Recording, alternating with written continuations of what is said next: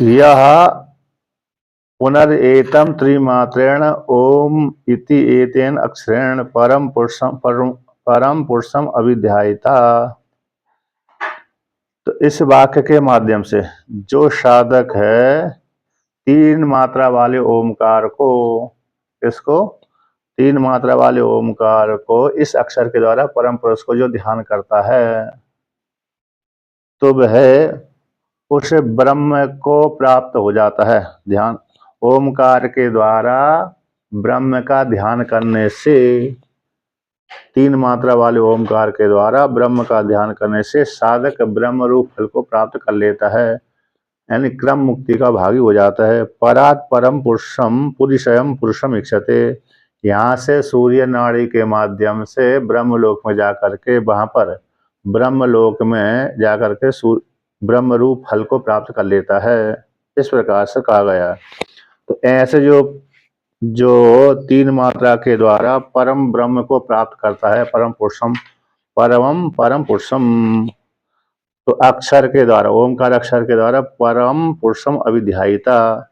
तो यहाँ पर जो आया है परम पुरुष से विशेषण आया है, तो ओमकार के द्वारा पर ब्रह्म की प्राप्ति होती है अथवा अपर ब्रह्म की प्राप्ति। यद वही सत्य कामा परम च अपरम च ब्रह्म यद ओमकार से। हे सत्य काम, यह जो ओमकार है पर ब्रह्म का ही वाचक है, अपर ब्रह्म का ही वाचक है अभेद रूप से। विद्वान लोग इस ओमकार के द्वारा, एक मात्रा वाले ओमकार के द्वारा विराट रूप फल को प्राप्त करते हैं, दो मात्रा वाले ओमकार के द्वारा हिरण्यगर्भ फल को प्राप्त कर लेते हैं, तीन मात्रा वाले ओमकार के द्वारा ईश्वर को प्राप्त कर लेते हैं, और तीनों मात्रा के समुदाय के माध्यम से वह साधक के ब्रह्म रूप फल को प्राप्त कर लेता है। तो सगुण का ही वाचक है ओमकार, निर्गुण का ही वाचक है। तो यहाँ पर ओमकार के द्वारा किस फल की प्राप्ति होती है? निर्गुण परमात्मा रूप फल की प्राप्ति होती है अथवा सगुण परमात्मा की प्राप्ति होती है। किम अश्विन वाक्य परम ब्रह्म अविधायितव्यम उपासित उद्देश्य इससे उपदिश्यता। इस अक्षर के द्वारा परम पुरुष को ध्यान करना चाहिए। ये वाक्य आता है, ध्यान करता है, तो इस वाक्य के माध्यम से परम पुरुष को ध्यान करना चाहिए, उपदेश किया गया श्रुति के द्वारा। औश्विद अपरम इति, क्योंकि ओमकार पर ब्रह्म का ही वाचक है, अपर ब्रह्म का। एतन आयतन, इस आयतन के द्वारा परम परमम अपरम व एक तरम अन्वेति, इस वाक्य के माध्यम से ओमकार रूप आधार के माध्यम से प्राप्ति का साधन उसके द्वारा परम पुरुष को अथवा अपरम पुरुष को, पर ब्रह्म को अपर ब्रह्म को, दोनों में से एक ब्रह्म को प्राप्त कर लेता है। प्रकरण होने से किसी संशय हो रहा है, दोनों का प्रकरण, तो प्रकरण के दोनों का प्रकरण हो जाए, दोनों का शब्द का प्रयोग कर दिए जाने से संशय होता है कि इस ओमकार के द्वारा किस फल की प्राप्ति होती है। तो पूर्व पक्षी कहता है तत्र अपरम इदम ब्रह्म प्राप्तम ब्रह्म इति प्राप्तम, अपर ब्रह्म की प्राप्ति यहाँ पर होती है। तो आगे कहते हैं कस्मात, किस हेतु से, 587 नंबर पृष्ठ से। तो किस कारण से अपर ब्रह्म की प्राप्ति ओमकार के द्वारा होती है? यस, किस कारण से? इस कारण से सा तेजसी सूर्य है सूर्य संपन्न सा सामभिर उन्नीयते ब्रह्मलोकम इति च तद्विदो देश परिच्छिन्नस्य फलस्य उच्यमानत्वात्। तो यहाँ पर श्रुति कहती है कि सब साधक तेज रूप सूर्य में संपन्न हो जाता है। किसमें संपन्न हो जाता है? उपासक जब उत्क्रमण करता है साधक, तो दो मार्ग वर्णन किए थे श्रुति ने, एक शुक्ल मार्ग, एक कृष्ण मार्ग, एक उत्तरायण मार्ग, एक दक्षिणायन मार्ग, है ना। शुक्ल मार्ग, कृष्ण मार्ग, उत्तरायण मार्ग, दक्षिण मार्ग, और दूसरा कौन? सूर्य मार्ग, चंद्र मार्ग इत्यादि के शब्दों के द्वारा किया जाता है। उत्तरायण मार्ग, शुक्ल मार्ग, कृष्ण मार्ग, उत्तरायण मार्ग, दक्षिणायन मार्ग, और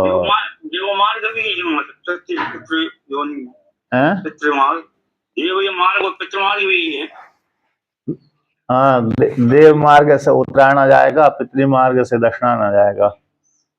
शुक्ल मार्ग, कृष्ण मार्ग, ये 4-5 नामों का प्रयोग कर देते हैं। उत्तरायण मार्ग, दक्षिणायन मार्ग, कृष्ण मार्ग, शुक्ल मार्ग, देव मार्ग, पितृ मार्ग, और कौन सा वर्णन किया था? कृष्ण मार्ग, शुक्ल मार्ग।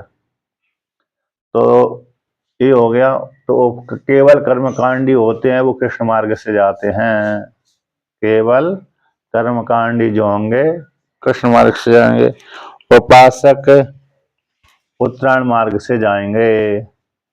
तो ऐसे, क्योंकि सूर्य वह साधक है, तेज से संपन्न है, तेज वाले सूर्य में संपन्न हो जाते हैं। साधक उपासक के उत्तरायण मार्ग से, चाहे वो दिन को मरे चाहे रात्रि को मरे, है ना, चाहे कृष्ण पक्ष में मरे चाहे शुक्ल पक्ष में मरे, लेकिन वो अचिरादि अभिमानी को देवता को प्राप्त हो जाता है। अचिरादि अभिमानी देवता उसको दिन के अभिमानी देवता को दे देते हैं। दिन का अभिमानी देवता दिन के अभिमानी देवता उसको कृष्ण, शुक्ल पक्ष के अभिमानी देवता को दे देते हैं। शुक्ल पक्ष के देवता उसको संवत्सर को दे देते, उत्तरायण मार्ग के देवता को दे देते हैं। उत्तरायण मार्ग के देवता उसको संवत्सर को दे देते, संवत्सर के देव अभिमानी देवता उसको सूर्य किरणों के माध्यम से सूर्य लोक में पहुंचा देते हैं।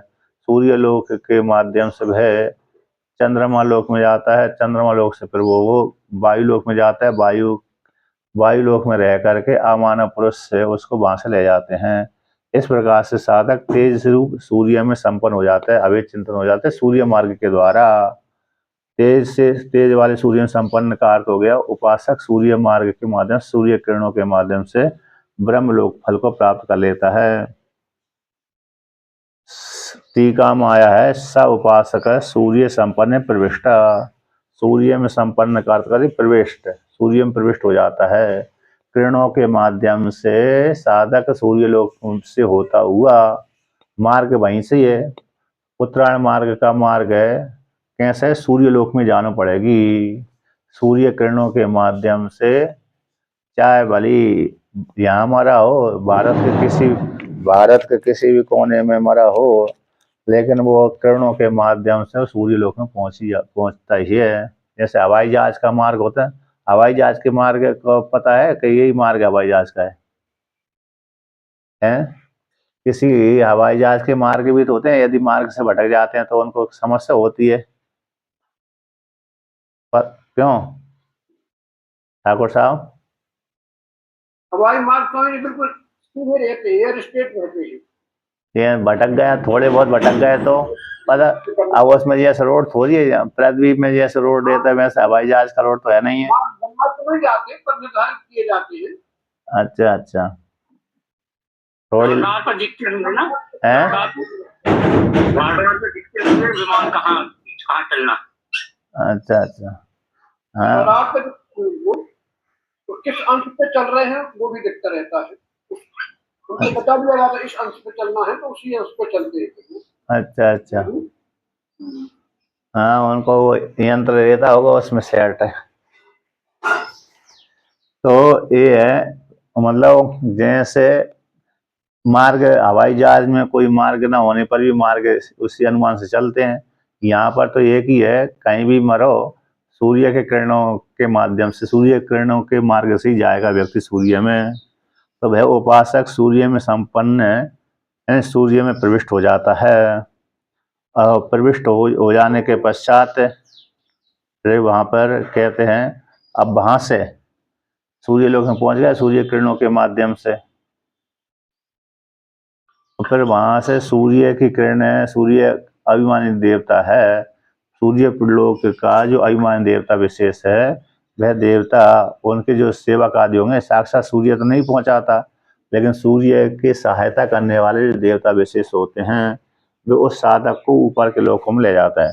तब साधक साम भीर उन्नीयते ब्रह्मलोकम, साम रूप ऋचाओं के माध्यम से, क्योंकि उसमें मार्ग दो ही कहलाया, एक कर्मकांडियों का मार्ग पितृ मार्ग कहलाया। हाँ, और दो ही मार्ग है, एक और जो उपासकों के लिए उत्तरायण मार्ग है, और कर्म कांड के लिए दक्षिण मार्ग है, और ब्रह्मवेत्ताओं का कोई मार्ग नहीं है, और जो पापी व्यक्ति हैं तो उनके लिए यही मार्ग है। कृष्ण मार्ग और पितृ मार्ग एक ही है। हाँ, पितृ मार्ग और कृष्ण मार्ग एक ही है। शुक्ल मार्ग कृष्ण मार्ग इस नाम से, उत्तरायण और दक्षिणायन।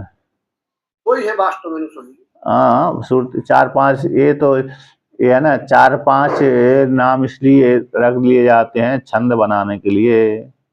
समानार्थी शब्द है, सब आपने बताया चाहिए। हाँ, छंद के लिए पर्यायवाची शब्द होना चाहिए। जरूरत पड़ती है। नए नए शब्दों का निर्माण करते हैं ना, छंद के लिए होते हैं विशेष करके। जी जी। क्योंकि छंद में नियम है कि इतने अक्षर होने चाहिए, इतनी यहाँ हर्ष होने चाहिए, यहाँ दीर्घ होने चाहिए, तभी वो छंद होगा। नहीं तो एक ऐसा ही होगा, कहीं दीर्घ कहीं तो फिर वो गद्य पद में आ जाएगा, छंद में नहीं आएगा। छंद यदि भी गद्य पद वाला भी छंद होते श्रुति का तो, लेकिन ये अनुष्टुप है, इंद्रवर्जा है इत्यादि है, ये निर्धारित किए जाते हैं, इसमें इसमें इतनी अक्षर होने चाहिए। तो यहाँ पर कहते हैं कि वह साधक सामवीर उन्नीयते ब्रह्मलोकम, वह साधक साम उपऋचाओं के माध्यम से यानी उपासना के बल के प्रभाव से, तो वह सामवीर यानी सूर्य लोक से वह चंद्र लोक में जाता है। साम यानी साम शब्द का सामवीर उन्नीयते, सामवीर यहाँ पर साम द्वारा ऋचाओं के द्वारा। ऋचा, एक ऋचा आपने सुन पहले पढ़ा होगा, यही यही ऐसा ऋचा कहती है, आइए आइए तुम्हारे लोग हैं, तुम्हारे लोग हैं, तुमने इस प्रकार से कर्म किया था, उपासना की थी, वही फल के रूप में हम आपके सामने आए हैं, आइए आइए, चलिए चलिए, बैठिए बैठिए, इत्यादि श्रुति यही यही करती है। तो इसलिए साम वेर का अर्थ हो गया यहाँ पर ऋचाओं के माध्यम से। और ऋचा भी स्वतंत्र ऋचा तो ऐसी नहीं होती, लेकिन वो उस ऋचा के अभिमानी देवता हो जाते हैं। अर्थात हमारे जो पुण्य है वो जिस मंत्र के माध्यम से हम ऊपर लोकों में गया है, वह ही वो हमारा पुण्य ही स्त्री और पुरुष बन जाता है। स्त्री और पुरुष बन करके वह पुण्य हम ही को उस लोक में पहुंचा देता है, और हम उसी अब पुण्य को स्त्री और पुरुष के रूप में भोगते हैं। जब तक हमारे भोग हैं तब तक वो पुण्य, जब तक हमारे पुण्य हैं तब तक वो स्त्री पुरुष के रूप में दिखते रहेंगे, और जैसे ही हमारे पुण्य समाप्त हो जाएंगे तो स्त्री पुरुष के रूप में देखना बंद हो जाएंगे। जैसे अरे प्रयागराज में भरद्वाज ऋषि ने एक रात के लिए ही संकल्प किया था। तो भरत जी जब राम जी को लेने के लिए गए थे, चित्रकूट लेने के लिए जा रहे थे, तो भरद्वाज ऋषि ने अपना ऐश्वर्य दिखाया। तो उन्होंने एक रात्रि के लिए स्त्रियों को बुला लिया, आह्वान कर लिया था, पुरुषों को, सारी सेनाओं को स्वागत सत्कार के लिए स्वीकार बुलाया था। और सुबह सुबह जैसे हुआ वैसे ही ब्रह्म मुहूर्त में सारे वो अदृश्य हो गए, ना बर्तन भाड़े बचे ना कुछ बचे, जैसे थे वैसे झोंपड़ी आदि देख। वहाँ के सुख के लिए तुलसीदास जी ने कृष्ण चंदन बनतादिक भोगा। हाँ, अरे वहाँ तो वो ऐसा वर्णन राम उसमें क्या है ना, वाल्मीकि रामायण में ऐसा वर्णन कर दिया था, कहीं कहीं आता है। नदियाँ, शहद की नदियाँ। नहीं, जो राम जी को लेने के लिए जो जा रहे थे, और भरत जी के लिए थोड़ा दोष लगा रहे थे, तो क्या कई अधिक दोष लगा रहे थे। तो जब सैनिक जो लेने के लिए जब जा रहे थे, तो वहां पर उन्होंने भोग भोगे ना, सेना ने, तो वो कहने लगे हमारे राजा तो भरत जी रहे, राम जी जंगल में बने रहे, हमारे राजा भरत जी रहे, और हमको बड़ी ऐसे भोग मिलते रहे, हम अयोध्या भी स्वीकार नहीं करना चाहते। ऐसे भाव उनके मन में उत्पन्न हो गए थे, क्योंकि ऐसा भोग उन्होंने पहली बारी उपभोग किया था कि हमारे राजा तो ठीक भरत जी बने रहे हैं, और हमको ऐसे भोग प्राप्त होते रहे। हमको अयोध्या से भी कोई मतलब नहीं है, किससे मतलब नहीं है, अयोध्या से। और राम जी बढ़िया आराम से जंगल में बने रहे हैं, ऐसा उन्होंने मन में विचार आ गया था। लोग कल्पना करने लगे, क्योंकि भोगों में व्यक्ति कभी न प्राप्त होने वाले भोगों को भोग लिया उन्होंने, जो दिव्य भोग थे। तो बाद में लेकिन वो मजबूरी थी उनको भी, क्या करे। और भरद्वाज ऋषि ने एक रात्रि के लिए संकल्प किया था, तो मजबूरी में जाना ही पड़ा उनको। भरत जी के लेकर संपत्ति चकिए भरत चक मुनि आय सु खिलवार तेहिन से आश्रम पिंजरा राखे भाग्यनुसार। जी जी जी। लेकिन भरत जी ने वो भरत है शत्रुघ्न है, इन्होंने भोग इनके मन में अरे भोगों की लालसा नहीं जागृत हो रही। माताओं के मन में जो ऋषि मुनि गए होंगे उनके मन में, और भरत जी के मन में भोगों की लालसा नहीं हुई। लेकिन जो सैनिक थे, सेना जितने भी अयोध्यावासी थे, जो सैनिक थे, उनके मन में तो भोगों की इतनी लालसा हो गई, उन्होंने कहा भरत जी राजा हुए, हमको ये स्वीकार है, ऐसा बोल दिया था। तो देखिए, तो हमारे जो पुण्य ही स्त्री और पुरुष को बन करके हम लोगों को भोग भुगाते हैं, तो वह साधक के साम के द्वारा, ऋचाओं के द्वारा ब्रह्मलोकम उन्नीयते, ऊपर की ओर नी प्राप्त धातु ले जाती है। इति इस श्रुति के माध्यम से तद विदो, तो उसको जानने वाला, ओमकार की इस प्रकार से उपासना करने वाला, देश परिच्छिन्नस्य फलस्य, देश से परिच्छिन्न जो फल है ब्रह्म, क्योंकि साधक ऋचाओं के माध्यम से ब्रह्मलोक में जाता, तो ब्रह्मलोक को जानने वाला साधक, ब्रह्मलोक तो व्यापक नहीं है, परिच्छिन्न नहीं है, तो देश से परिच्छिन्न जो फल का उच्च मान होने से, तो फल देश से परिच्छिन्न फल का ब्रह्मलोक को जानने वाला, ओमकार की इस प्रकार से अपर ब्रह्म की उपासना करने वाला, देश से परिच्छिन्न फल का कथन किए जाने से यहाँ पर उपास्य कौन है? अपर ब्रह्म ही है। नहीं पर ब्रह्म विदो देश परिच्छिन्नम फलम अश्नुवीत इति युक्तम। सर्वगतत्वात् परस्य ब्रह्मणः, तो यहाँ पर श्रुति कहती है, टीका माया ननु वसुदाना ईश्वर इति ध्यानात् बिंदते वसु, वसु को देने वाला ईश्वर है, धन को देने वाला ईश्वर है। कैसा है? धन यानी ऐश्वर्य, ऐश्वर्य को देने वाला ईश्वर है। तो ईश्वर के ध्यान करने से वसु की प्राप्ति हो जाती है, धन पाता है। यहाँ पर यदि कोई शंका करे ना, नो ऐसी शंका करे तो ईश्वर ऐश्वर्य देने वाला है, ऐसी भावना से उपासना करने वाले के लिए धन हो पाता है। वसु बिंदते इति, तो अल्पम फलम ब्रह्म उपासकस्य श्रुतम इति, कहते हैं ब्रह्म की उपासना करने वाले का अल्प फल भी सुना जाता है। इति पूर्व पक्षी कहता है कि भाई अपर ब्रह्म की उपासना करने से तो परिच्छिन्न फल की प्राप्ति हो जाती है, किंतु अरे ईश्वर की उपासना करने से तो व्यापक फल होना चाहिए। तो कहते हैं ईश्वर की उपासना करने से भी परिच्छिन्न फल हो जाएगा। आप ऐसा मन में न सोचें कि ईश्वर की उपासना करने से व्यापक फल हो, ईश्वर की उपासना करने से भी परिच्छिन्न फल की प्राप्ति हो जाएगी। ऐसा पूर्व पक्षी को खंडन करने के लिए सिद्धांती वेदांत का एक ऋषि कहता है कि जैसे ईश्वर की उपासना करने से भी परिच्छिन्न फल की प्राप्ति होती है। वसुदान ईश्वरा, धन को देने वाला ईश्वर है, तो ईश्वर के ध्यान करने से वसु की फल की प्राप्ति होती है, धन की प्राप्ति होती है। तो अल्प फलम जो ब्रह्म उपासक श्रुतम, इस श्रुति के माध्यम से ब्रह्म की उपासना करने वाले को भी अल्प फल की प्राप्ति होती है।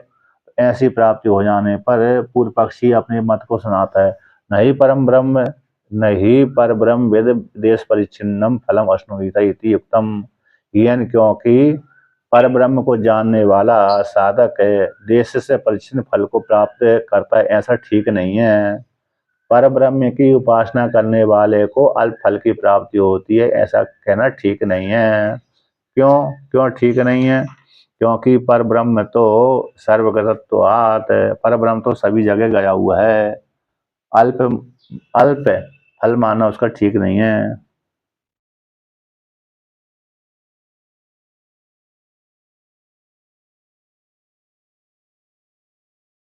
अब यहाँ पर टीका में आया है, अन्यत्र दूसरी जगह पर तथात्म में उसी प्रकार से अत्र यहाँ पर परमात्मा को जानने वाला अपरविद, परम अपरविद, जो परमात्मा को जानने वाला परम होता है, परमात्मा अपरविद को जानने वाला अपर को प्राप्त होता है, परमात्मा को जानने वाला पर को प्राप्त होता है।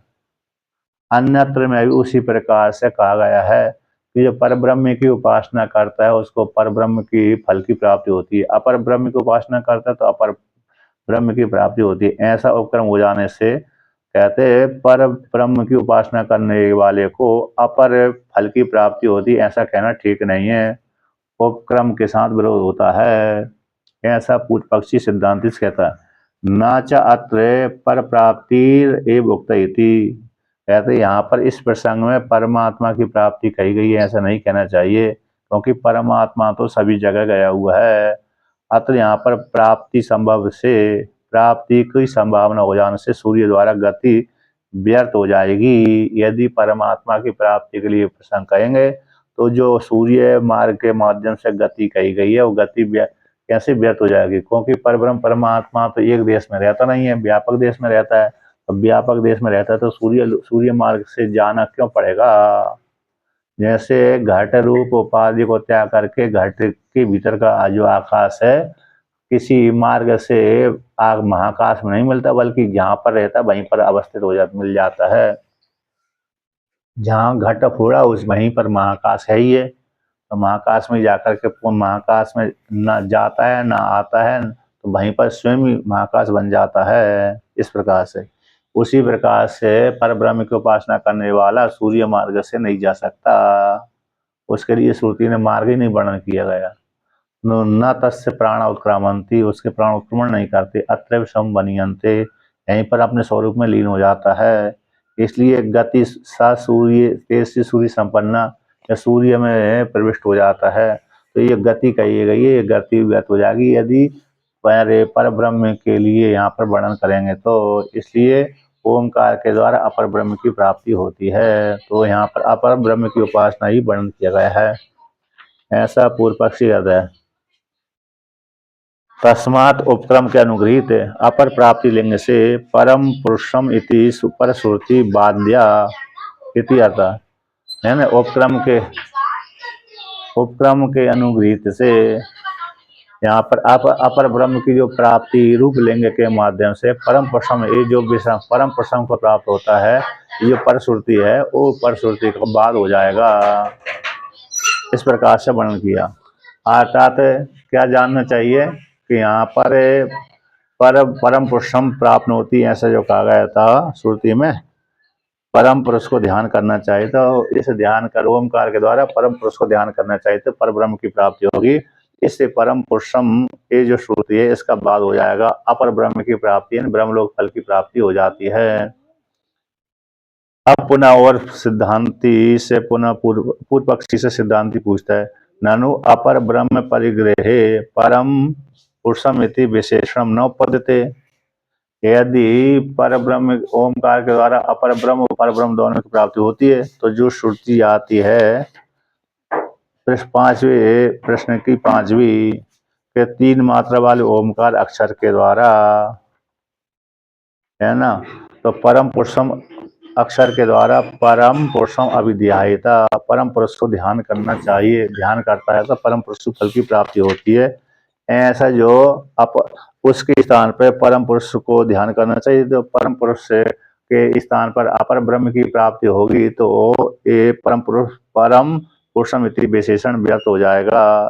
अपर ब्रह्म के ग्रहण करने पर परम पुरुषम इति, जो परम पुरुषम ये विशेषण दिया था श्रुति में 5 में अक्षर के द्वारा परम पुरुषम अभिध्यायिता, ये जो विशेषण दिया था परम पुरुष का ध्यान करना चाहिए, करता है, ये विशेषण कैसा उत्पन्न नहीं होगा यदि परम पुरुष अपर ब्रह्म ग्रहण करेंगे तो नहीं, श्रुति को ऐसा कहना चाहिए थी अपरम ब्रह्म अपरम पुरुषम इति ध्यायिता, श्रुति ने ऐसा ना बोल करके परम पुरुषम ऐसा प्रयोग कर दिया, इसलिए यहाँ पर परम पुरुष विशेषण दे दिया तो ये विशेषण उत्पन्न नहीं होगा। विशेषण उत्पन्न होने से फिर भाई आप जो जोर लगा रहे हैं कि यहाँ पर ओमकार अक्षर के द्वारा अपर ब्रह्म की प्राप्ति होगी, ब्रह्मलोक फल की प्राप्ति होगी, ये कहना ठीक नहीं है। ऐसा प्राप्ति हो जाने पर पूर्व पक्षी कहता है, आपने मत कहता नहीं सदोष है, इसमें कोई दोष नहीं है। क्यों दोष नहीं है? इसीलिए दोष नहीं है कि पिंड अपेक्षया प्राणस्य परत्वोत्पत्ति है कि भाई श्रुति ने इसलिए यहाँ पर परम पुरुषमिति, तो परम पुरुष को प्राप्त कर लेता है। तो यहाँ पर कौन सो किसकी अपेक्षा से ये परम पुरुष विशेषण उत्पन्न नहीं होगा? परम पुरुषम विशेषण क्यों उत्पन्न नहीं होगा? इस हेतु से यदि अपर ब्रह्म की उपासना मानेंगे, ब्रह्मलोक फल की प्राप्ति करेंगे, तो परम पुरुष विशेषण व्यर्थ हो जाएगा। तो सिद्धांति की वाणी सुनकर पूर्व पक्षी कहता नहीं सदोष है, इसमें कोई दोष नहीं है। क्यों दोष नहीं है? सिद्धांति पूछता है कि पिंड अपेक्षा है प्राण से परत्वोत्पत्ति, जो हमारा शरीर रूप पिंड है, उस पिंड की अपेक्षा से प्राण का जो हमारा सूक्ष्म शरीर है, प्राण है, उसका परत्वोत्पन्न हो जाता है। प्राण का कैसे हो जाए? पिंड हो गए। देखो पिंड का अर्थ क्रिएटिव का न स्थूल विराट है, उसकी अपेक्षा सूत्र का प्रथम समाधानार्थम ध्यान के लिए। तो पिंड स्थूल शरीर से पर यानी आगे, तो आगे कौन? हिरण्यगर्भ है। हिरण्यगर्भ तो प्राण का प्राण हिरण्यगर्भ, यहाँ पर प्राण शब्द कहोगे, हिरण्यगर्भ है। तो हिरण्यगर्भ परत्व उत्पन्न हो जाएगा। किसकी अपेक्षा? विराट शरीर की अपेक्षा। स्थूल शरीर में अभिमान करने वाले को विराट कहते हैं, उसकी अपेक्षा जो आगे सूक्ष्म शरीर है, उसका अभिमान देवता जो हिरण्यगर्भ है, वो हिरण्यगर्भ में परत्व की उत्पत्ति हो जाती है, परम पुरुषों के विशेषण उत्पन्न हो जाएगा। इस प्रकार से इसलिए ओमकार अक्षर के माध्यम से पर ब्रह्म की उपासना नहीं बल्कि अपर ब्रह्म की उपासना है। तो अपर ब्रह्म की उपासना होने से ब्रह्मलोक फल की प्राप्ति साधक हो जाएगी। ऐसी प्राप्ति हो जाने पर सिद्धांति उत्तर देता है, इति एवं प्राप्ति अविधीयते। ऐसी प्राप्ति हो जाने पर सिद्धांति कहता है परम एव ब्रह्म यह अविध्यायितव्यम उपदिश्यते, कि इस ओमकार अक्षर के द्वारा, 3 मात्रा वाले ओमकार अक्षर के द्वारा, या साधक पुनर्एतम, इसको 3 मात्रा वाले ओमकार को, इस जो प्राप्ति का साधन है उस ओमकार अक्षर के द्वारा परम पुरुष को ध्यान करना चाहिए। तो यहाँ पर परम पुरुषम, परम है ना, परम पुरुषम ये शब्द आया है, ये परमात्मा का ही वाचक है, परमात्मा ही सबसे श्रेष्ठ होता है। तो परम एव ब्रह्म, परम ब्रह्म ही यहाँ पर अविध्यातव्यम, ध्यान करने के लिए श्रुति ने उपदिश्यते, उपदेश किया है। अब कहते हैं उसमें हेतु पूर्व पक्षी कहता है किस कारण से यहाँ पर परम ब्रह्म ही यहाँ पर ध्यान करने के लिए श्रुति ने उपदेश किया है। किस कारण से? इस कारण से इक्षति कर्म विपदेशात, इस सूत्र का अगला भाग है कि ईक्षण क्रिया के कर्म के रूप में विपदेश होने से, कथन होने से, वह साधक यहाँ से जा करके परमात्मा को दर्शन कर लेता है। क्या कर लेता है? परमात्मा का दर्शन कर लेता है। किस प्रकार से?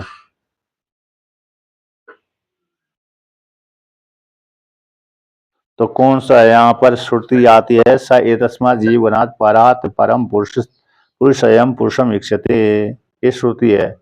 सब साधक एतस्मात् जीवगण से, ऐसे पर से पर जीवगण रूप, जीवगण आते हैं हिरण्यगर्भ से जो आगे परम है, पुरी में शयन करता है, ऐसे पुरुष को दर्शन करता है। तो जीवगण ब्रह्मलोक, तो ब्रह्मलोक से आगे जो परमात्मा है, उस परमात्मा को विपदेश यानी कथन होता है। हाँ, तो श्रुति मतलब यहाँ पर ये कहना चाहती कि हिरण्यगर्भ से आकर यहाँ पर साधक यहाँ से मर करके जाएगा, तो भाई ब्रह्मलोक में जाएगा उपासक, तो ब्रह्मलोक में जा करके ब्रह्मा जी के मुखारविंद से, हिरण्यगर्भ के मुखारविंद से ज्ञान को प्राप्त कर लेगा, अपरोक्ष साक्षात्कार। तो इसलिए वो उस हिरण्यगर्भ से आगे जो परम है, उस परम रूप पुरुष को प्राप्त कर लेता है। तो उसका कर्म, साधक उपासक का कर्म कौन है? ब्रह्म।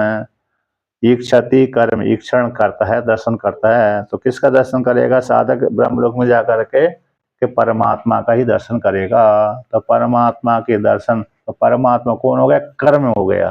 कौन हो गया? कर्म। हम तो कर्ता हो गए। जाने वाला, यहाँ से जाने वाला, गमन करने वाला कर्ता हो गया। अब जिसको देख रहा है वो कर्म बनता है। जैसे आप किसी दूसरे व्यक्ति को देखते हैं तो वो, आप तो देखने वाले हो गए कर्ता, जिसको देखा जा रहा है वो कर्म हो जाता है।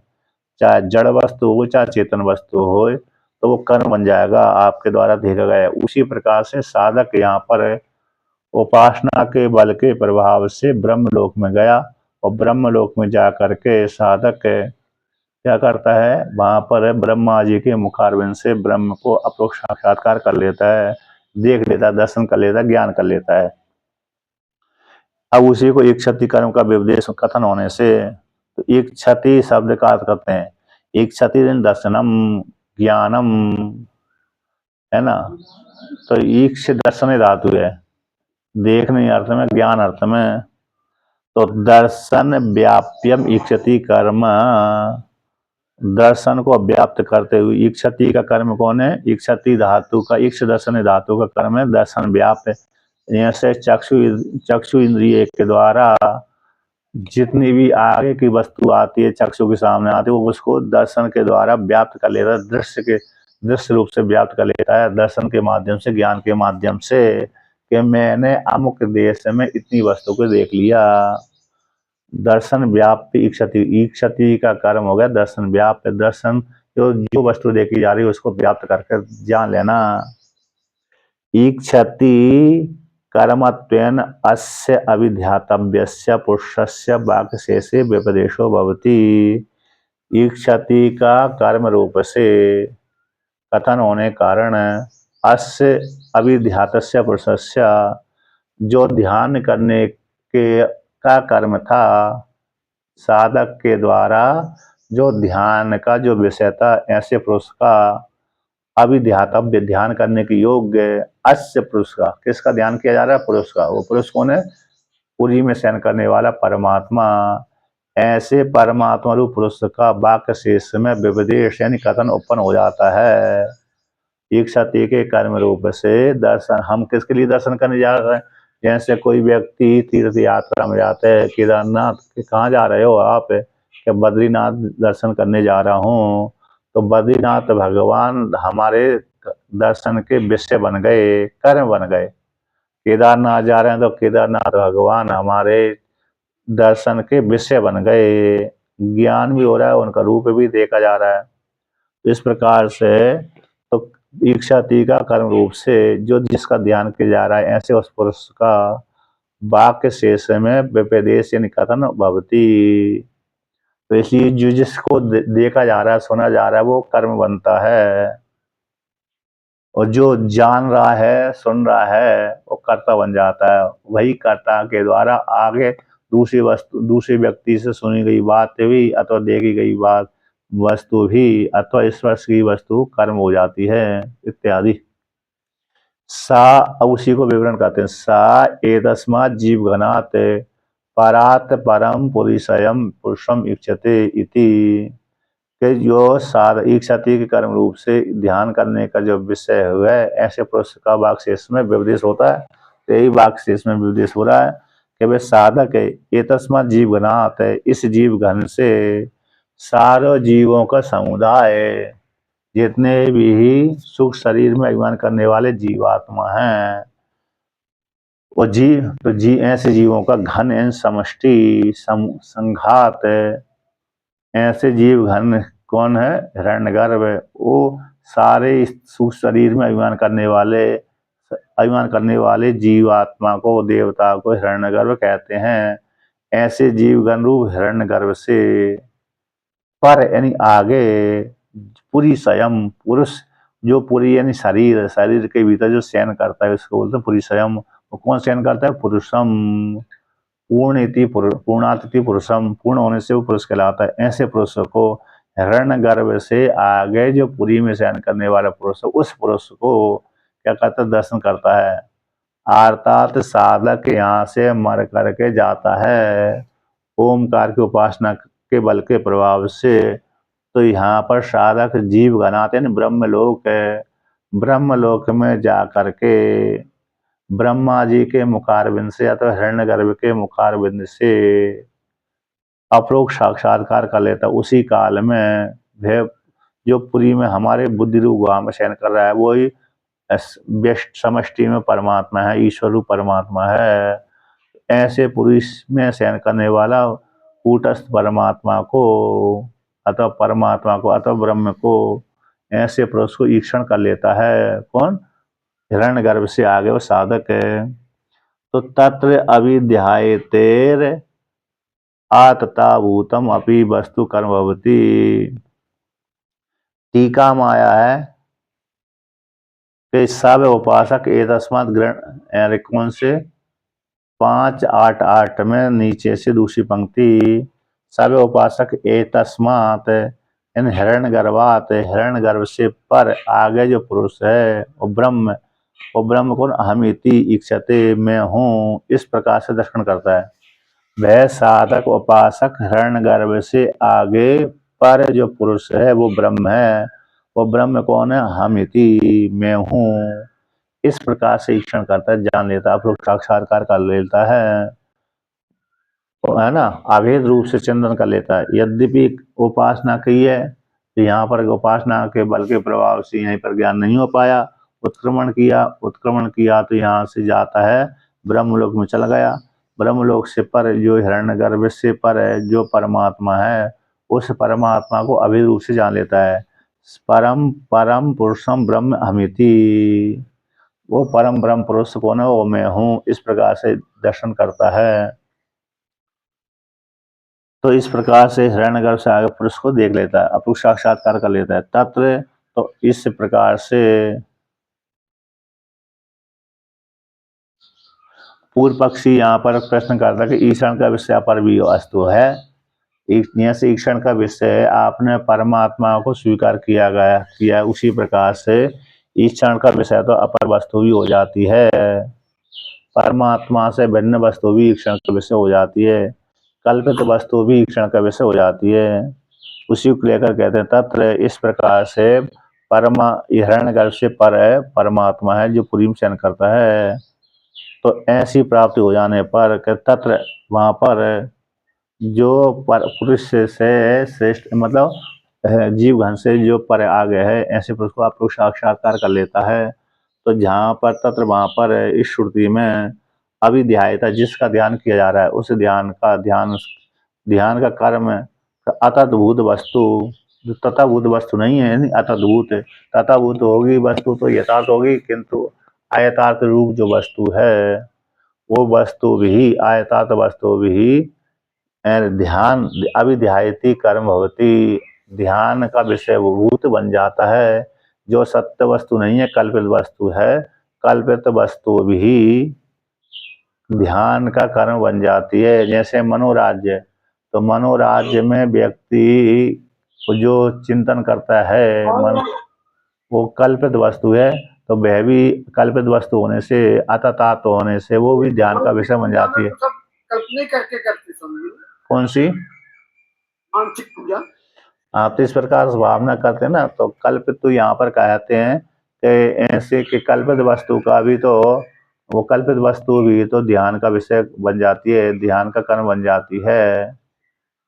क्योंकि ईक्षते कर्म विविदिशा श्रुति आई है, तो सूत्र आया, तो ईक्षण रूप कर्म का विदेश होने से, कथन होने से, तो ध्यान से भी तो कैंस हो गया ध्यान भी अतत वस्तु का भी ध्यान किया जा सकता है। सत्य वस्तु का ही अकेला नहीं ध्यान किया जाता, असत वस्तु का भी ध्यान हो सकता है। तो वही अपर वस्तु ही, वह अतत वस्तु है, वही कैसे रे दर्शन का विषय बन जाए। कहते हैं, उसी को और विवरण करते हैं कि मनोरथ कल्पितस्यापि ध्यायेति कर्मत्वात्, मन के द्वारा कल्पना की गई ऐसी वस्तु का भी मन के द्वारा, मनोरथ हो गए मन के द्वारा कल्पित, तो मनोरथ वाली कल्पित वस्तु का भी ध्यायती का कर्म हो जाता है, ध्यान का कर्म बन जाता है। ध्यायती है ना, अभिध्यायती, तो ध्यान करने वाली क्रिया का जो कर्म है वह कर्म मन के द्वारा कल्पित, मन के द्वारा रचित, मन मात्र कल्पित वस्तु भी ध्यायती का कर्म का विषयभूत बन जाता है। तो मनोरथ तो भाई मनोराज्य हो गया, तो मनोराज्य में मन के द्वारा कल्पित वस्तु को मनोराज्य कहते हैं, वह भी तो ध्यायती का कर्म बन जाता है। अब व्यक्ति बैठा हुआ है, चिंतन करता रहता है, कल्पना करता रहता है, तो वो भी ध्यान का विषय बन जाता है। कहते हैं ईक्षतेस्तु तथा भूतम एव वस्तु लोके कर्म दृष्टम, अतः परमात्मा एव अयम सम्यक दर्शन विषयभूतम ईक्षति कर्मत्वेन व्यपदिष्ट इति गम्यते। सिद्धांति कहता है किंतु ईक्षते, ईक्षण दर्शन धातु का तथा भूत वस्तु, तो तथा उसमें यथार्थ वस्तु, लोक में ईक्षति रूप धातु का जो कर्म है लोक में तथा भूत वस्तु में ही देखा गया है। यानी जो ईक्षण किया जाता है, दर्शन किया जाता है, तो वह ऐसी तथा भूत वस्तु में यथार्थ वस्तु का ही कर्म का विषय बनता है। यथाभूत तथा भूत वस्तु का लोक में तथा भूत वस्तु का यथार्थ वस्तु का ही ईक्षति का कर्म विपदेश देखा जाता है, ईक्षति का कर्म देखा जाता है। सत्य वस्तु नहीं है, मनोरज्य मात्र है, तो वह जो मनोराज्य कर रहा है तो वो उसी का तो हो सकता, सभी का वो ईक्षण का कर्म नहीं बन सकती। जैसे बाजार में रखी हुई वस्तु है उसको हर कोई दर्शन कर सकता है, लेकिन मन में कल्पना की गई वस्तु का व्यक्ति स्वयं जब कल्पना कर रहा है उस काल में सत्य प्रतीत सी हो जाती है, लेकिन जैसी कल्पना छूटी, दर्शन कह रहे नींद खुली, उसी समय मनोरथ की कल्पना, मनोराज्य आदि है, कल्पित वस्तु आदि है, समाप्त हो जाती है। अथवा मनोराज्य बैठा कर रहा है उस काल में किसी ने क्या कर दिया, हिला दिया, डिला दिया, जो हलने से डुलने से क्या होता था, उसका जो मनोराज्य चला था वो समाप्त हो जाता है इस प्रकार से। तो इसलिए ईक्षति का कर्म है, ईक्षति का कर्म यथार्थ वस्तु का लोक में यथार्थ वस्तु कर्म, यथार्थ वस्तु ईक्षति कर्म लोक में देखा जाता है, तथा भूत वस्तु लोक में ईक्षति का कर्म देखा गया। अतः इस हेतु से परमात्मा यहाँ पर सम्यक दर्शन का विषयभूत है। इस श्रुति में परमात्मा ही तीन मात्रा वाले ओमकार के द्वारा वे परमात्मा ही विषय बनाया गया है, परमात्मा की उपासना है। इसलिए परमात्मा अयम सम्यक दर्शन का विषयभूत है, वो ईक्षति के कर्म रूप से इस श्रुति में विवदेश किया गया है। इति गम्यते, कर्मत रूप से विवदेश इति गम्यते, कर्मत रूप से विवदेश किया गया है। स एव च यह परः पुरुष शब्दाभ्याम अभिध्यातव्यम प्रतिविज्ञायते, सब ही अस्मिन श्रुति वाक्य में, इसी प्रकरण में है ना, यहाँ पर इस श्रुति वाक्य में प्रश्न में ही पर पुरुष शब्दाभ्याम, तो परम पुरुषम अभिध्यायिता, इस श्रुति में जो पर शब्द और पुरुष शब्द आए हैं, तो पर शब्द और पुरुष शब्द के माध्यम से अभिध्यायता ध्यान करना चाहिए। इस प्रतिज्ञा की गई है, जानी गई है, प्रतिज्ञात होता है।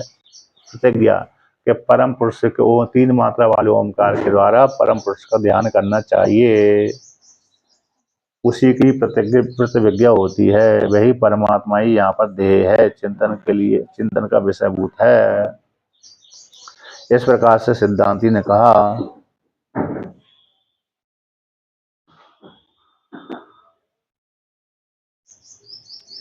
अब पुनः यहाँ पर और वर्णन करते हैं।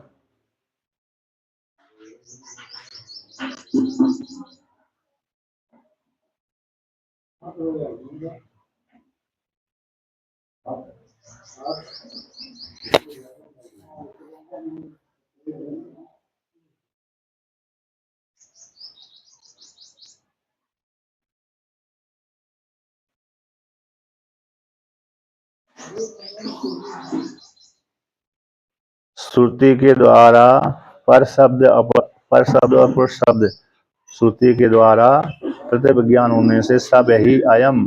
यहाँ पर सूत्र में स शब्द व्याख्या था, वह साधक सूत्र में स शब्द वह साधक कैसे परमात्मा यहाँ पर कर्म का विषयभूत बनता है, साधक उसी परमात्मा को प्राप्त कर लेता है। यानी टीका में आया है अत्रैव सूत्र योजना, सूत्र इस प्रकार जोड़ना चाहिए। ओमकार में जो देह है, ओमकार में जो 3 मात्रा वाले ओमकार में जो देह है, ध्यान का विषयभूत है। 5, 8, 9 पृष्ठ की टीका की तीसरी पंक्ति 589 1 कम 90 है ना। ऐसे उस पृष्ठ पे जो टीका में तीसरी पंक्ति है ऊपर से, हाँ टीका में तीसरी पंक्ति अत्रैव सूत्र योजना, यहाँ पर इस प्रकार सूत्र को जोड़ लेना चाहिए। ओमकार में जो देह है, ओमकार का जो विषयभूत परमात्मा है, सैव सा पर एव आत्मा भी परमात्मा है। वाक्य शेष में वही परमात्मा ईक्षणीयत्व उक्ते, ईक्षण का विषयभूत रूप से कथन किया गया है। अत्र चाहे श्रुति और प्रतिविज्ञा के, श्रुति के माध्यम से और प्रतिविज्ञा के माध्यम से सा एव अयम, वह परमात्मा यहाँ पर ओमकार के द्वारा परम पुरुषों इस वाक्य के माध्यम से परमात्मा की यहाँ पर उपासना की गई है। सगुण परमात्मा की नहीं, अपर ब्रह्म की प्राप्ति के लिए नहीं किया गया, बल्कि परमात्मा की प्राप्ति के लिए उपासना है। ओमकार के द्वारा लोक विशेष फल की उपासना के लिए यहाँ पर ओमकार की उपासना नहीं है, बल्कि परमात्मा की यहाँ पर उपासना का प्रतिपादन किया गया है। अब ऐसी प्राप्ति हो जाने पर पुनः पूर्व पक्षी शंका करता है, तो पूर्व पक्षी कहता है कि शब्द भेद हो जाने से न प्रतिविज्ञा, शब्द भेद हो जाने से प्रतिविज्ञा नहीं होती। तो ओमकार पर ब्रह्म और अपर ब्रह्म को प्राप्त कर लेता है। तो यहाँ पर श्रुति ने परम और पुरुषम शब्द आया, तो 2 अलग अलग शब्द के वाचक होने से शब्द भेद हो जाने से प्रतिविज्ञा नहीं हो रही। प्रतिविज्ञा तो समान वाचक होती है। स्वयं देवदत्ता, वह यही देवदत्त है। तो देवदत्त में जो प्रतिविज्ञा हो रही है कि जो पूर्व भूतकाल में देवदत्त देखा था, वही वर्तमान काल में जो पिंड दिख रहा है, ये पिंड वही देवदत्त है। तो सो अयम वह यह है। इस प्रकार से तो यहाँ पर शब्द दूसरे का वाचक होता है और ब्रह्म पुरुष शब्द दूसरे का वाचक होता है। तो इसलिए दोनों में समानता न होने से, शब्द भेद हो जाने से दोनों के अर्थ अलग अलग है।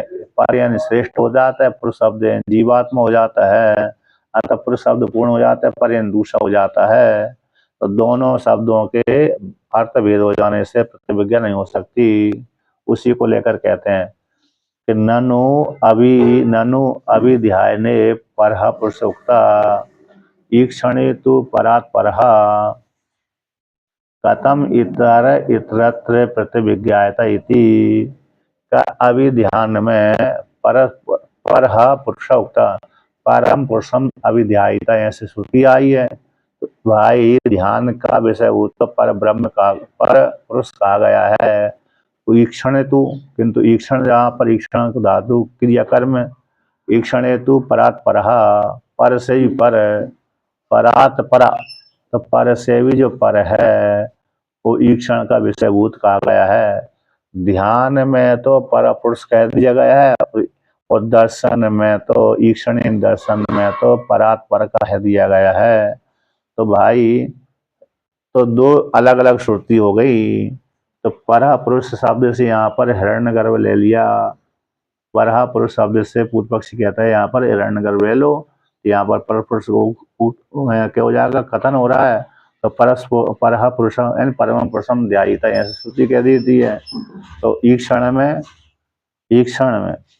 ईक्षण तु परात् परा, ईक्षण में तो श्रुति कहती है कि पर से जो पर है उसको दर्शन करता है साधक जीव गण रूप, जीवगण से, जीवन हिरण्यगर्भ से भिन्न। यहाँ पर आया ना वो कौन सी आया, तो यहाँ पर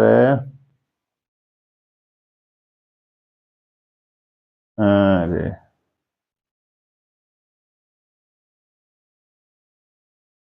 सा ब्रह्मलोक सा सांबर उन्नीते ब्रह्मलोकम सा एतस्मात् जीव घनात्, एतस्मात् जीव घनात्, इस वाक्य के माध्यम से पुरुष आगे जीव घन रूप परमात्मा से आगे, हिरण्यगर्भ से आगे वो परमात्मा को प्राप्त कर लेता है। हाँ, सा एतस्मात् जीवनात् परात् परम पुरुषम पुरुषयम पुरुषम इक्षते, एतस्मात् जीवगणात् परात् परम पुरुषम, ये शब्द आया परात् परम पुरुषम, तो पर से भी पर पुरुष है, उस पर से भी पर पुरुष है, उसको प्राप्त कर लेता है, ईक्षण करता है। परात एतस्मात् जीवनात् परात् परम पुरुषयम पुरुषम इक्षते, तो इक्षते, तो यहाँ पर कहते इक्षते धातु है, परात् परम पुरुषयम पुरुषम इक्षते, जो पुरी में शयन करता है वो पर से ही पर है, वो जीवनात् हिरण्य गर्भ से पर है, ऐसे पुरुष को दर्शन करता है। तो ये चिंतन का विषय हो गया। और वहां पर दूसरी श्रुति जो आई 3 मात्रा वाले ओमकार के द्वारा परम पुरुष को ध्यान करना चाहिए, परम पुरुषम अभिध्यायिता। एक श्रुति तो ध्यान का वर्णन करती है, एक श्रुति ईक्षण का दर्शन, इक्षते धातु से ईक्षण का कर्म बताती है, तो दोनों अलग अलग कहे गए हैं। तो ध्यान में तो पर पुरुष कहा गया है, ईक्षण में तो परात परम ऐसा शब्द प्रयोग कर दिया। हिरण्य गर्भ से जो पर है उसका दर्शन करना चाहिए, चिंतन करना चाहिए। तो कैसे इतर में इतरत्र, तो एक दूसरा है और दूसरा है, इतर में इतरत्र की प्रतिविज्ञा कैसे होगी, जबकि तो एक पर पुरुष कहा गया है, दूसरा परात पर कहा गया है, तो दोनों भिन्न भिन्न पुरुष हो रहे हैं। पर पुरुष शब्द से तो वह हिरण्यगर्भ आ रहा है, और परात पर पुरुष शब्द से परमात्मा आ रहा है, तो प्रतिविज्ञा कैसे हो सकती है। हिरण्यगर्भ में और परमात्मा में प्रतिविज्ञा समान नहीं हो सकती। एक ही पिंड होता तो प्रतिविज्ञा हो जाती, लेकिन पिंड अलग अलग हैं तो प्रतिविज्ञा नहीं हो सकती। जैसे जुड़वा भाई बहन होते हैं, तो वो यदि भी समानता उनमें देखी जाती है, तो फिर भी दो भिन्न भिन्न ही रहते हैं वो। इसलिए एक पिंड में तो प्रतिविज्ञा हो जाती है, दो पिंड यदि हो जाए तो प्रतिविज्ञा नहीं हो सकती। एक तो परपुरुष कहा गया, दूसरा ध्यान में, एक ईक्षण में तो परात्पर कहा गया है, तो दोनों अलग अलग हैं। तो ऐसे पूर्व पक्षी के द्वारा प्राप्त हो जाने पर सिद्धांति स्वीकार करता है, इस प्रकार से कहता है अत्र उच्यते, इस विषय हम कहते हैं परात परः इति, पर से पर, ऐसे शब्द भेद को स्वीकार करके श्रुति के दो श्रुति के द्वारा परम पुरुषम और परात पर पुरुषयम पुरुषम इक्षते, इन श्रुति के माध्यम से उक्त प्रतिविज्ञा में कोई विरोध नहीं है। दो श्रुतियों के माध्यम से भी प्रतिविज्ञा में कोई दोष नहीं है, इस विषय में हम कहते हैं। क्यों नहीं है कि पर पुरुष शब्द तावत उभयत्र साधारण, पर शब्द और पुरुष शब्द दोनों तावत उभयत्र, दोनों में साधारण शब्द, दोनों शब्दों में उभयत्र दोनों जगह साधारण रूप से प्रयोग किए गए हैं। पर शब्द और पुरुष शब्द दोनों साधारण, उभयत्र दोनों जगह ही साधारण रूप से प्रयोग किए जाते हैं, पर शब्द और पुरुष शब्द। इसलिए यहाँ पर एक ही परमात्मा के वाचक हैं। न चात्र जीव घन शब्देन प्रकृतो अविध्यातव्य पर पुरुषा परामर्श्यते, ये क्योंकि अत्र श्रुति में जीवगण शब्द के द्वारा जो हिरण्यगर्भ कहा गया, कौन कहा गया? हिरण्यगर्भ। जीवगण के द्वारा, जीवगण शब्द के द्वारा प्रकृत, जो प्रकृत पर पुरुष है उसका परामर्शन नहीं किया गया। जीवगण शब्द के माध्यम से प्रकृति जो परपुरुष शब्द है, हिरण्यगर्भ है, उसका परामर्श नहीं है, उसका चिंतन नहीं किया गया। येन, किस कारण से नहीं किया गया? इस कारण से कि येन तस्मात्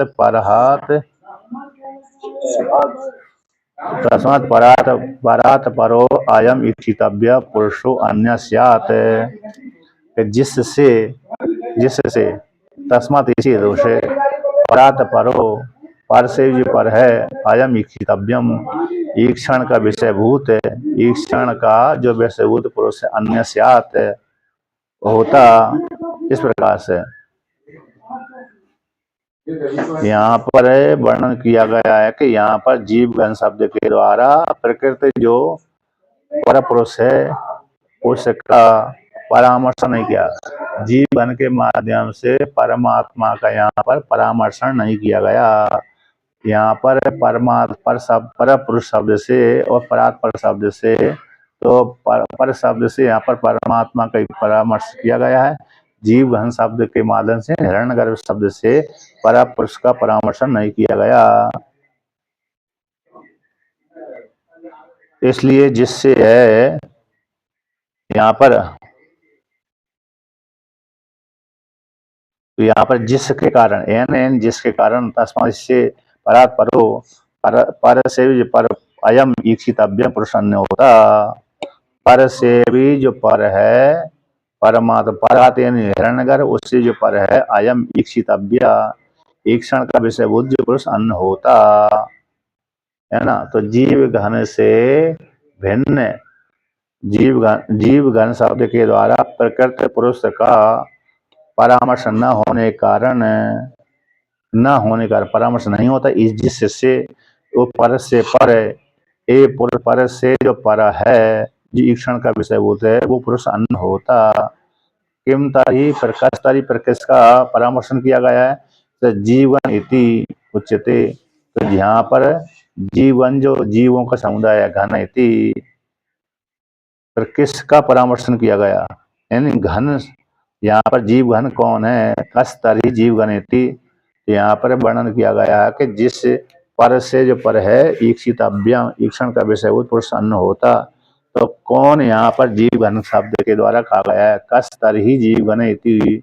तो जीवन कौन है इति उच्यते, उसको कहते हैं घनो मूर्ति जीव लक्षणो घनो जीव घना सेंदव खिल्यवद, यह परमात्मनो जीव रूपा खिल्य भाव उपाधिकृत परश्च विषय इंद्रियभ्यः सो अत्र जीवगण इति उच्यते। तो यहाँ पर श्रुति वाक्य कहती है कि घन यानी मूर्ति, घन शब्द मूर्ति का वाचक है, ठीक है ना। और जीव घन लक्षण, जीव लक्षण वाला जो घन जीव घन कहलाता है। जीव लक्षण है जिसका, जीव लक्षण जो घन है उसको जीव घन, जीव लक्षण रूप जो घन है उसको जीव लक्षण। जैसे सेंदव खिल्लवद, नमक का ढेला जैसा होता है। कल चलेंगे स्वामी जी आगे। ठीक है, समय हो गया और क्या।